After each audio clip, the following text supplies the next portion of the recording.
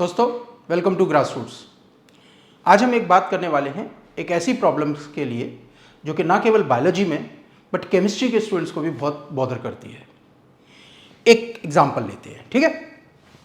Let us से एक कोई भी केमिकल रिएक्शन अपने दिमाग में जल्दी से लेकर आइए। जैसे फॉर एग्जांपल अगर हम एक रिएक्शन लेते हैं कैल्शियम कार्बोनेट, सिंपल सी एक रिएक्शन है, और इसको ये किस में कन्वर्ट हो जाती है, कैल्शियम ऑक्साइड प्लस CO2 में। इसमें ऐसी क्या बड़ी बात है इस रिएक्शन में? देखने में तो कुछ भी नहीं है, तो हम बचपन से पढ़ते आ रहे हैं। एक और रिएक्शन लेते हैं, बड़ी ही सिंपल रिएक्शन है जो कि आपने और पढ़ी हुई है। जैसे for example N2 plus 3H2, और ये रिएक्शन आपने पढ़ी थी, ये बनाती है आपकी अमोनिया। ये भी रिएक्शन हमने पढ़ी हुई है और इसमें भी कोई बहुत बड़ी बात नहीं है। प्रॉब्लम कहाँ है? केमिस्ट्री में प्रॉब्लम कहाँ है और हमारे बायोलॉजी वालों के लिए प्रॉब्लम इसमें कहाँ छिपी हुई है? जस्ट एक इमीडिएटली गौर करिए। In this equation basically we are dealing with the solids, ठीक है। एंड इस इक्वेशन में हम डील कर रहे हैं किसके साथ? गैसेस के साथ, ठीक है। इसमें भी कोई इशू नहीं है। जो सॉलिड्स हैं वो जनरली मेजर किए जाते हैं इन द अमाउंट, वेट, ठीक है। हमने लैब में क्या करते थे, 1 ग्राम ये ले लिया, 2 ग्राम ये लिया, मिक्स कर दिया, कंपाउंड बन गया। What about this? यहां पे आप क्या लेते थे? वॉल्यूम्स लेते थे, प्रेशर्स लेते थे। आपने 2 प्रेशर पे गैस ली, उनको मिक्स किया, तब आपको पास एक कंपाउंड आ गया। इस सब में कुछ दिक्कत नहीं है। We are not having any so far trouble as far as these things are concern. हम सबको पता है ये रिएक्शंस होती हैं, हम बचपन में करते आए, 11th-12th में हमने क्लासिकल प्रैक्टिकल्स में ये सब काम किया हुआ है। प्रॉब्लम कहां है? जस्ट एक बार इस इक्वेशन को ध्यान से देखिए, what it is saying. The first equation is saying whenever the one molecule dissociate, then it gives you 1 molecule of calcium oxide and 1 molecule of carbon dioxide. What about there? Here ये और ज़्यादा complex हो गया कि एक molecule आपका nitrogen diatomic gas का when it reacts with 3 molecules of H2, then it gives you 2 molecules of ammonia molecule. इसमें वेट और वॉल्यूम कहाँ है?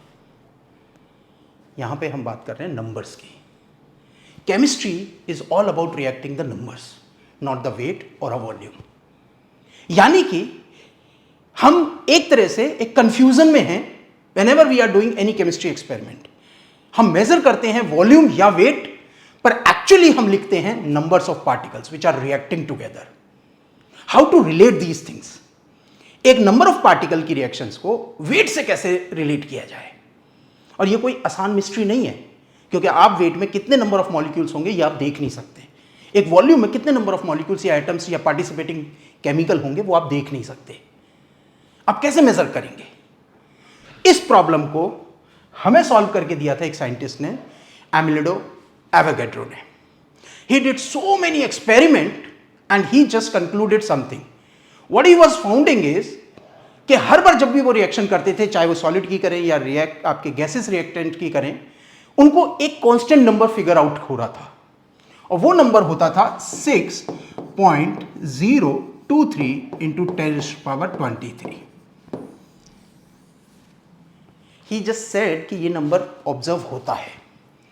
अगर आप किसी भी मॉलिक्यूल का या किसी भी एटम का एटॉमिक मास वेट ले लेते हैं तो उसके अंदर इतने मॉलिक्यूल्स होते हैं, जिसको कि आज हम जानते हैं एवोगैड्रो नंबर। एवोगैड्रो ने नहीं अपने नाम पे ये नंबर दिया था, बाद में साइंटिस्ट ने उनके ऑनर में इस नंबर को एवोगैड्रो नंबर बोलना शुरू कर दिया। कहने का पर्पस ये है, एक ग्लास ऑफ वाटर ले लीजिए, और अगर उस वाटर के अंदर वाटर के मॉलिक्यूलर वेट के मुताबिक वेट है, लेट अस से वाटर का मॉलिक्यूलर वेट कितना होगा? अगर हम H2O की बात करें, 2 हाइड्रोजन मतलब 2 AMU एंड ऑक्सीजन मतलब 16 AMU, यानी टोटल हो गया आपका 18। यानी अगर मैं 18 ग्राम वाटर लेता हूं तो उसके अंदर मुझे 18 ग्राम ऑफ वाटर के अंदर इतने नंबर ऑफ पार्टिसिपेटिंग मॉलिक्यूल्स दिखेंगे वाटर के। जो प्रॉब्लम अभी हम फेस कर रहे थे बाय रिएक्टिंग द सॉलिड्स और गैसेस, उनका सॉल्यूशन अब हमें मिल गया।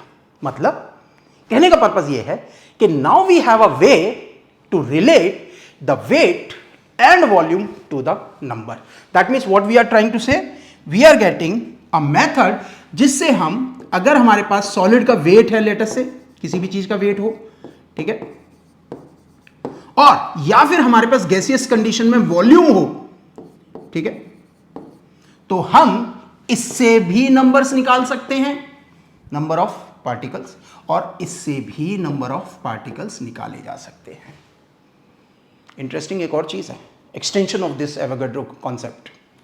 अगर आपके पास कोई चीज है जो सॉलिड है और बाद में जाके वो वॉल्यूम में यानी गैसियस कंडीशन में आपको पता करना है कि उसका वॉल्यूम कितना होगा, तो then also you can go this way. That completes the triangle of the mole concept. इस पूरे कॉन्सेप्ट को बोला जाता है मोल. और वो जो फिगर था 6.023 इंटू 10⁻23 यानी एवोगाड्रो नंबर 1 मोल. तो आपको मोल की जो इंपॉर्टेंस है एटलीस्ट वो समझ में आ गई होगी. यानी मोल्स हैं क्या. नंबर ऑफ मोल्स कहता है कि वो नंबर जो कि प्रेजेंट होगा किसमें, अगर आप किसी भी केमिकल का उसका मॉलिक्यूलर वेट के इक्विवेलेंट कंपाउंड ले लीजिए. डेफिनेशन लिख लेते हैं जिससे समझने में आसान हो जाएगा. Any matter if taken as per its molar mass. Molar mass का मतलब सिंपल सा होता है आपका मॉलिक्यूलर वेट. यानी आप किसी भी केमिकल का मॉलिक्यूलर वेट के इक्विवेलेंट आप वेट ले लीजिए. If you take the molar mass यानी कि वेट, तो देन इसके अंदर कितने मोल्स होंगे, इट विल बी हैविंग 1 मोल, या फिर it will be having 6.023 into 10⁻23 number of molecules, number of particles. आपके पास एक मोल लेने के लिए आप उसके मॉलिक्यूलर वेट के अकॉर्डिंग वेट ले लीजिए, आपको कंपाउंड में नंबर ऑफ पार्टिकल्स मिल जाएंगे. बहुत आसान हो गया. चलो एक कैलकुलेशन करते हैं. एक काम करते हैं, आप कैलकुलेट करिए जल्दी से कि how many number of molecular weight, how many number of moles will be there अगर हम ये नंबर ऑफ पार्टिकल्स हो, यानी इतने नंबर ऑफ पार्टिकल्स में कितने नंबर ऑफ मोल्स होंगे. जल्दी से कैलकुलेट करते हैं. आप 6.023 की जगह 6 इंटू 10⁻23 ले लीजिए और जल्दी से कैलकुलेट करिए. जल्दी से कमेंट सेक्शन में बताइए इसका आंसर क्या होगा. 24 इंटू 10⁻3 यानी कि आपको क्या दिया हुआ है, नंबर ऑफ पार्टिकल्स. आपको इसके अंदर क्या निकालना है, नंबर ऑफ मोल्स. तो नंबर ऑफ मोल्स के लिए क्या करेंगे, हम इसको एवोगाड्रो नंबर से डिवाइड कर दीजिए, राइट. तो आपके पास आ जाएगा नंबर ऑफ मोल्स, यानी 24 into 10⁻23 divided by 6 into 10⁻23 you will be getting 4 moles. और इन 4 मोल्स में कितने पार्टिकल्स होंगे, 4 इंटू Na, यानी कि 24 इंटू 10⁻23 पार्टिकल्स. तो आपके पास नंबर ऑफ मोल्स है तो पार्टिकल पता कर सकते हैं, पार्टिकल है तो नंबर ऑफ मोल्स पता कर सकते हैं. बड़ा आसान हो गया. अब आते हैं हमारे वो ट्राइंगल पे. याद करिए हमने क्या करा था, नंबर ऑफ मोल्स क्यों इन्वेंट किए थे. नंबर ऑफ मोल्स इन्वेंट किया था concept just to correlate between the weight and the volume with respect to the number of particles. अब आपके पास वेट पता होना चाहिए, जो कि हम केमिस्ट्री में करते हैं. लेट अस से हमने किसी भी चीज का 1 ग्राम ले लिया तो आपको नंबर ऑफ मोल्स निकालना है, या फिर आपने किसी भी चीज का 1 लीटर ले लिया, आपको नंबर ऑफ मोल्स निकालना है. फॉर्मूले बड़े सिंपल हैं. बट इससे पहले अगर हम जाएं तो एक बड़े छोटा सा कॉन्सेप्ट पे हम बात कर लेते हैं. आपको क्या लगता है, अगर 2 केमिकल का सेम नंबर ऑफ मोल्स होगा तो उनका वेट भी इक्वल होगा? जल्दी से सोच के बताइए, क्या हो सकता है? इसको अगर हम ऐसे समझें कि अगर हम बोलते हैं 1 dozen of elephants will it be equal to the 1 dozen of mice weight wise? कभी भी नहीं. एवोगाड्रो नंबर याद रखना है, ये एक नंबर है, वेट नहीं है. एवोगाड्रो नंबर एक नंबर है. 12 हाथी है, वेट नहीं है. 12 माइस हैं, वेट नहीं है. वेट दोनों के अलग अलग होंगे और इसीलिए हमें फॉर्मूले की जरूरत पड़ने वाली है. और वो फॉर्मूला क्या होगा कि नंबर ऑफ मोल्स, अगर आपको वेट दे रखा है और उससे नंबर ऑफ मोल्स निकालने हैं, पहले नंबर ऑफ मोल्स फिर पार्टिकल्स, राइट. तो नंबर ऑफ मोल्स निकालने हैं तो क्या करना पड़ेगा, आपको लेना पड़ेगा जितना भी वेट दिया हुआ है। So weight given in grams, correct. Now you have to divided by its molecular weight, जिसको हम प्यार से बोलते हैं मोलर मास, वो भी ग्राम में लिखा जाता है। सिंपल हो गया, 12 हाथियों का वेट ले लो और उनको डिवाइड कर दो 12 हाथियों के मोलर मास से, आपको नंबर ऑफ मोल्स मिल जाएंगे हाथियों के। अब हाथी तो हमें दिखते हैं, पार्टिकल में दिखते नहीं, तो केमिकल के केसेस में हम क्या करेंगे, हम लेंगे एक एग्जांपल। जैसे अगर आपको यह पता करना हो कि 54 ग्राम ऑफ वाटर में कितने नंबर ऑफ मोल्स होंगे, ठीक है, तो 54 ग्राम ऑफ वाटर यानी कि गिवन कितना है वेट 54 ग्राम। वाटर का मोलर मास कितना होता है याद करिए, अभी हमने डिस्कस किया था 2 हाइड्रोजन के और 1 वाटर का। यानी मोलर मास अगर नहीं भी दे रखा है तो आप बड़े आसान से कैलकुलेट कर सकते हैं, क्योंकि आपने बचपन में एटॉमिक वेट को कैलकुलेट करना सीखा है, राइट। तो आपका वाटर का मॉलिक्यूलर वेट कितना हो गया 18, किस में लेना है हमें, ग्राम में। कितने नंबर ऑफ मोल्स हो गए 18 डिवाइडेड बाय 4 कितना होगा 54 divide by 18 36 54 18 36 54, that means number of 3 moles. अब अगर हम आपसे इस क्वेश्चन का एक्सटेंशन करते हैं, इस 3 मोलों में कितने नंबर ऑफ वाटर मॉलिक्यूल्स हैं, वाटर मॉलिक्यूल कितने हैं, तो आपके बन जाएंगे 3 मोल्स का मतलब हो गया उतने Na। तो यानी कि आपके पास टोटल कितने हो गए 3 Na ऑफ वाटर मॉलिक्यूल। कई बार क्वेश्चन में आपको Na पे भी स्टॉप कर देते हैं, बायोलॉजी वालों को Na पे स्टॉप कर देते हैं। केमिस्ट्री वाला होगा तो उसको पूछ देंगे 3 × 6.02 3 × 10⁻23, उसको मल्टीप्लाई करो तब आंसर बताओ। बायोलॉजी में 3 Na तक चल जाता है, पर यहां पे एक ट्विस्ट दे देते हैं कई बार। इसी क्वेश्चन में पास्ट ईयर में पूछा गया है how many number of the atoms in 54 gram. Atoms बताने हैं, वाटर में कितने एटम होते हैं 2 हाइड्रोजन के 1 ऑक्सीजन का, यानी कि ये इस मॉलिक्यूल के अंदर 3 Na तो वाटर मॉलिक्यूल है, but it will be having 3 Na of water में कितने एटम्स होंगे 3 एटम्स, ठीक है। तो टोटल कितना हो गया आपका, टोटल हो गया आपके 9 Na ऑफ एटम्स, और ये 9 Na ऑफ एटम्स यानी कि 9 एवोगैड्रो नंबर ऑफ एटम्स का मतलब हो गया इसमें हाइड्रोजन भी है और ऑक्सीजन भी है इन द रेशियो ऑफ 2⁻1। बहुत सिंपल कर दिया। एक क्वेश्चन और सॉल्व करते हैं इसी डोमेन में, तो आपको और ज्यादा क्लैरिटी हो जाएगी। How many moles would be present in 320 gram of a chemical, let's say sulphur dioxide, कि कितने मोल्स होंगे आपके 320 ग्राम ऑफ सल्फर डाइऑक्साइड। अगर आपको सल्फर डाइऑक्साइड का मॉलिक्यूलर वेट नहीं पता है तो सल्फर डाइऑक्साइड का कितना होता है 16 × 16 32, एंड सल्फर का कितना होता है 32। याद करिए हमने सल्फर को कहाँ यूज किया था, हार्शे एंड चेज एक्सपेरिमेंट में, तो वहां से भी याद कर सकते हैं, ठीक है। तो आपका हो गया 64 ग्राम मोलर मास। बहुत सिंपल हो गया।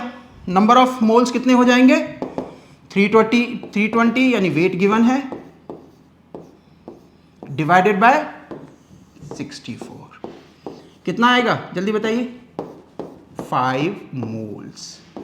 अब अगर हम आपसे बायोलॉजी वालों को पूछे कि नंबर ऑफ पार्टिकल्स बता दो तो बहुत सिंपल से 5 Na। अगर हम आपसे पूछ लें इसी में कि नंबर ऑफ एटम्स कितने हैं तो फिर सल्फर डाइऑक्साइड में कितने एटम है 3, तो ये हो जाएगा 15 Na। बायोलॉजी वालों को Na से काम चल जाता है, केमिस्ट्री में आपको फिर 6 × 10⁻23 से भी मल्टीप्लाई करना होगा। तो यहाँ पे आप बहुत आराम से कर सकते हैं कि Na तक आप याद कर लीजिए, वो आपका क्लियर हो जाएगा। और Na क्या था Avogadro number. Now comes the third portion of it, where if a gas is given then उसको कैसे रिलेट करेंगे। अब गैसियस में हमने पढ़ा है ideal gas equation PV = nRT। तो अगर आपके पास टेम्परेचर, प्रेशर, वॉल्यूम ये स्टैंडर्ड कंडीशन में नहीं है तो देन आपको नंबर ऑफ मोल्स निकालने के लिए you have to go with ideal gas equation PV = nRT। Chemistry domain, biology में जनरली इतना टफ नहीं करते हैं, they are going to use number of moles calculation at STP standard temperature pressure, यानी कि स्टैंडर्डाइज कंडीशन में आपको निकालना होगा। और वहां पर फिर ये फॉर्मूला जो है ये डिफरेंट हो जाएगा। PV इक्वल टू nRT क्या बन जाता है, number of moles equal to volume of a gas given in litre divided by 22.4 litre. कुछ बुक्स में आपको 22.7 भी दिखेगा, इट्स ओके, फ्रैक्शंस में है तो इसमें आपके आंसर पे ज्यादा फर्क पड़ेगा नहीं, बट याद रखिएगा at standard temperature and pressure. जब आप टेम्परेचर बोलते हैं तो आपका 298 एंड प्रेशर बोलते हैं तो आप हो जाता है 1 atm। ठीक है, तो कंडीशन अगर दे रखी है तो ही ये फॉर्मूला लगेगा, नहीं तो नहीं लगेगा। ठीक है, और आपको जनरली आप एज्यूम करिए कि आपको ये कंडीशन दी हुई होंगी। ठीक है, चलिए ओके। नाउ कैसे कैलकुलेट करेंगे, एक क्वेश्चन लेके समझ लें, बहुत सिंपल है। अगर हम ये बोलते हैं कि आपसे पूछा जाता है कि नंबर ऑफ मोल्स निकालिए 4480 लीटर ऑफ कार्बन डाइऑक्साइड में, तो जैसे आपको क्वेश्चन में दिया है कि आप 4480 लीटर ऑफ कार्बन डाइऑक्साइड में आपको नंबर ऑफ मोल्स निकालने हैं, क्या फॉर्मूला बनेगा, ये कहां ऐड होगा, इस फॉर्मूले में।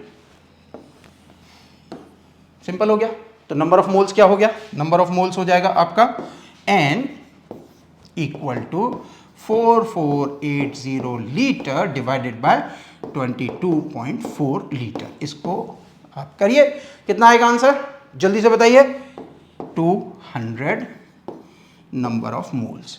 क्वेश्चन को थोड़ा सा और ट्रिकी कर ले। अगर मैं आपसे ये पूछ लूं कि चलिए अब मुझे पार्टिकल ही बताइए, Na मत बताइए, पार्टिकल ही बताइए, तो 200 इंटू 6 इंटू 10 पावर 23, तो यानी कि ये हो जाएगा आपका 12 इंटू 10 पावर 25। ठीक है, अगर मैं आपसे इसमें पूछ लूं कि ओके मुझे ये नहीं करना कि मुझे नंबर ऑफ पार्टिकल SO2 या CO2 के नहीं चाहिए, मुझे नंबर ऑफ एटम्स चाहिए, तो CO2 में कितने नंबर ऑफ एटम्स होते हैं, 3, तो यानी कि आपका यही सेम कैलकुलेशन बन जाएगी 36 इंटू 10 पावर 25। आपने ये 36 क्यों किया, बिकॉज CO2 में कितने एटम्स हैं, 1 कार्बन 2 ऑक्सीजन, तो इसको भी तो यूज करेंगे हम। यानी कि कहने का पर्पज ये है that if you know the number of particles और if you know the weight in gram और if you know the volume of a gas in liter at STP, remember that STP, तो आप इस triangle को complete करके किसी भी वे से आप नंबर ऑफ मोल्स निकाल सकते हैं। और नंबर ऑफ मोल्स अगर आपको पता लग गए तो नंबर ऑफ मोल्स 1 मोल किसके बराबर होता है, it is equivalent to Na, और Na क्या होता था, 6 इंटू 10 पावर 23। अगर और प्रिसाइज करना है तो 6.023 into 10 power 23 of particle. So just to conclude, mole concept बहुत आसान है, आप कंफ्यूज मत होइए, ये एक तरीका है बायोलॉजी वालों को कि अगर आपको वेट दिया हुआ है उससे पार्टिकल कैसे निकालेंगे, अगर आपको वॉल्यूम दिया है तो उससे पार्टिकल कैसे निकालेंगे, और अगर आपको पार्टिकल ही दे रखे हैं तो उससे आप मोल्स कैसे निकालेंगे। बहुत सिंपल है, और इस कॉन्सेप्ट को हम यूज करते हैं, या तो स्ट्रेट अवे क्वेश्चंस आ जाएंगे नंबर ऑफ मोल्स निकालने के लिए, या फिर इसका एक और एक्सटेंशन होता है जहां पे हम यूज करते हैं इन चीजों को कॉन्सेंट्रेशन निकालने के लिए। तो मैक्सिमम टू मैक्सिमम इस क्वेश्चन का जो कॉम्प्लिकेटेड वर्जन होगा वो होगा कैलकुलेशन ऑफ कॉन्सेंट्रेशन, जिसको हम अगले वाले वीडियो में कंसीडर करेंगे। ठीक है, तो हैप्पी लर्निंग, बने रहिए हमारे साथ।